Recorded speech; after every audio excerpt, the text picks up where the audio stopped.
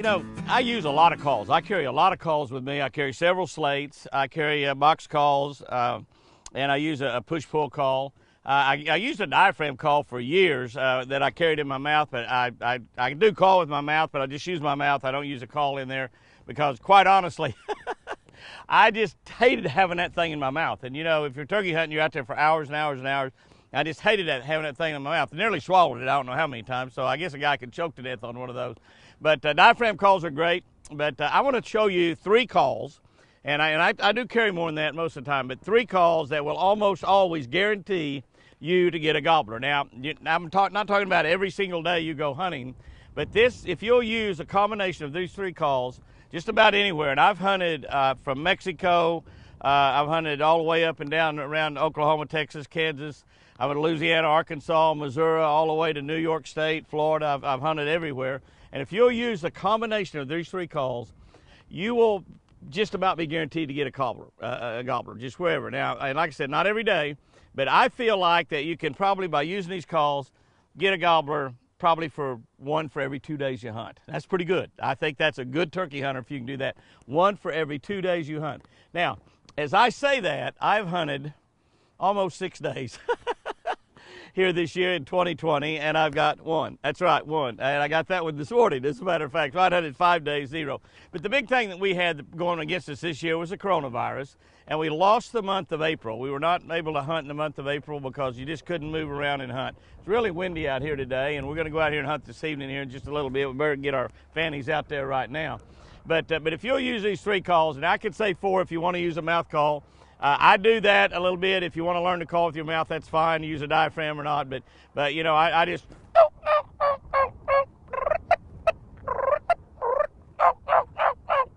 a variety of things that I do there with my mouth. And you can change cadence. You can do a lot, but some people can call with their mouth just fine. Well, one of the guys that shoots camera for us and works in our production company, Mike Devine, is really, really good with his mouth and without using a call at all. He does a diaphragm really good too, but he's just fine just with using his mouth. But that's not one of the 3. And one of the 3, and I'll just start with this one right here because this is a call that I probably use. And these 3 specific calls, there's a lot of different great slates out there, and I carry usually 3 or 4 slates, including glass. This is a Night and Hail. It's called OReilly, and it's a slate tech, and this is an old call. This has been around for years and years. They do still sell them. I picked up one at Bass Pro Shop just the other day because if you set on them or something, you can break that slate.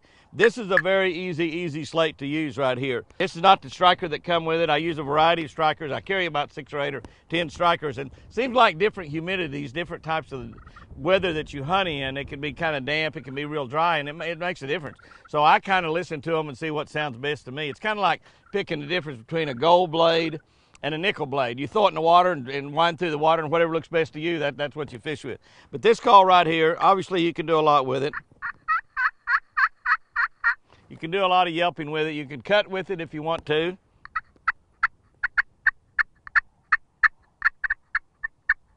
You can purr. Or you can just use individual yelps or clucks. That right there will get a turkey a lot of times. When you watch hens going through the woods a lot of times, when you call in hens, that's what they're doing right there. Just one of those every now and then. And the good thing about this particular call right here is depending on how you hold your striker, you can make the deep calls that from like mature hens with a little bit of gravel in it. Or you can make a real high-pitched call. You can do that with this. So this is really a critical thing. I probably use this call more than any other call I use. So get you a slate, learn how to use it well. The other call that I use quite a bit is, and I don't really use this near as much, it's kind of a boat paddle type call, but it's not a boat paddle, it's a box call. And this particular one is a monster call. And I had an old call. It was actually called a boat paddle by Dick Kirby. Dick Kirby was a guy that started Quaker Boy calls from New York, taught me an immense amount about turkey hunting. Turkey hunted with Dick a lot. He was a tremendous caller, maybe the best I've ever seen. And I've hunted with world champion callers. Joe Drake, world champion Joe Drake, called my first turkey in for me in Alabama when I was just a puppy years and years and years and years ago. He ruined my life when he did that. You know, I saw that big bird coming up that hill in Alabama in those woods, you know, gobbling and strutting and spitting and doing all that kind of stuff. And I thought, this is the way I want to live my life. And I've done it just exactly that. This call right here, what I use this call here for, now I don't really use it yelping around when birds are in close, and you can. But if you notice, it's a pretty loud call. So what I use it for is a middle of the day. I'm talking like, I call it a Dr. Pepper call. I'm using it around 10 to 2 to 4, around the noontime. We kill a lot of birds around noontime when the hens have gone to lay an egg, or if they've gone to nest and they're sitting on their nest and the gobbler's running around the middle of the day and he's got nobody to love on. And so he's just walking the woods and gobbling every now and then, and he's listening for that yelp. And I use this call, and the one that I loved a lot was called a boat paddle, and it was a little slender in this, and it was just really, really loud. And Dick taught me how to use that. And what he would do on that, and let me show you what I do, because this is a call we use, and I use it when I'm setting up, and I'm setting up in the spot also, and I've got birds that are gobbling a long way off. I can just barely hear a gobble, so I want to make something that's really, really loud. And this call, this monster call, is kind of close to it. It's not quite as loud, but it's kind of close to it. And so I use this just real loud, just a real loud yelp. And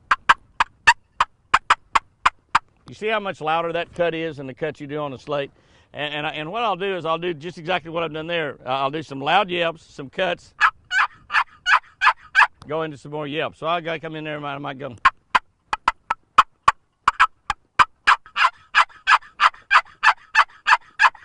Basically, this is just to let turkeys a long way off, all the way around, know where you are. They perk their ears up, they hear that, and they're where you are. They can be a mile away, and just to let them know where you are. And you're hoping in the middle of the day to know where they are. So when you do that and you hear that gobble way over there, you do that, you make that real loud noise. You go, was that a gobble? Was that a gobble? And so you do it again. Oh, it's a gobble. It's a gobble. So you head off in that direction. You head off in that direction where you heard that gobble. That's a critical thing right here. And here's another one. This is the last call of the three right here. This call is what I call my closer right here. This is a push-pull call. It's one of the simplest, easiest things in the world. Your 4-year-old can run this call, no problem at all. And the main thing is to keep it chalked up. To keep chalking your vest. Make sure you chalk it up quite frequently. But all you do with this call is, that's it. That's it. Now you can do a lot of things with it. You can do a lot of things with this, just like you can. Do a little cutting with it. You could purr, you can put your finger on it. Drag it a little deeper. You can do a lot of things with it, but the main thing is, this is a call that I use a lot when I'm walking and talking, just walking and calling in the woods in the middle of the day. I'm walking looking for birds. I'll walk, 50 yards.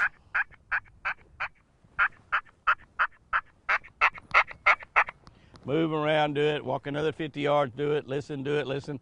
And many times I've been out there and you hear a bird pretty far off, and so you go toward that bird and he comes toward you, you finally set up and you call the bird in.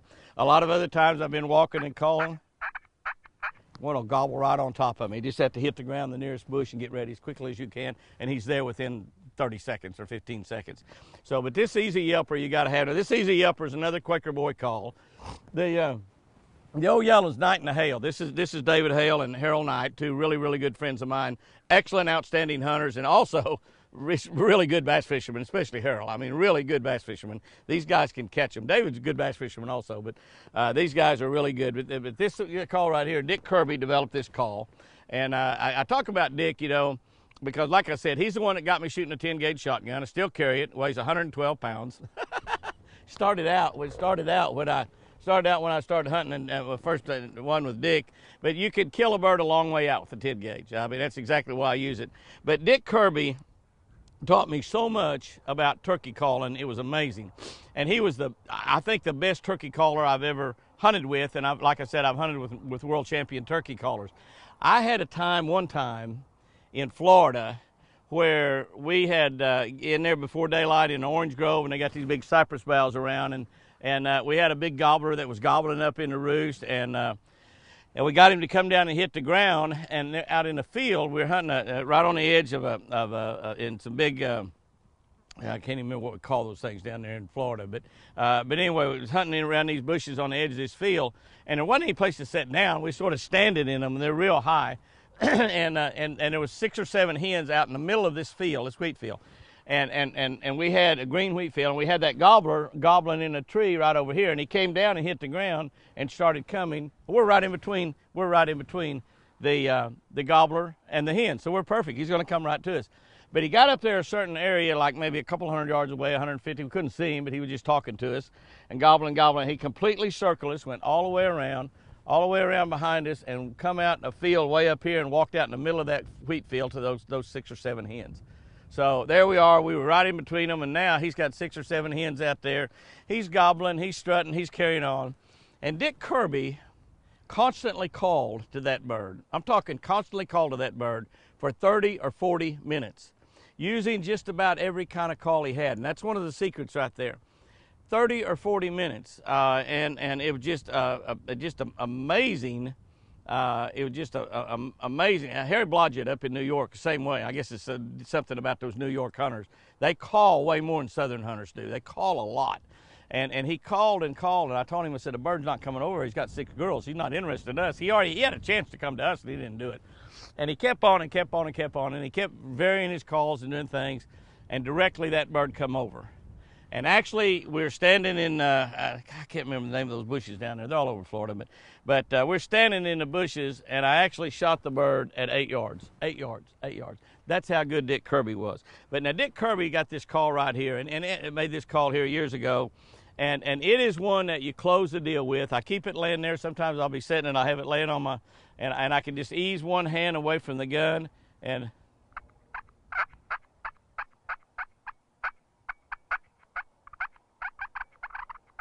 do any kind of little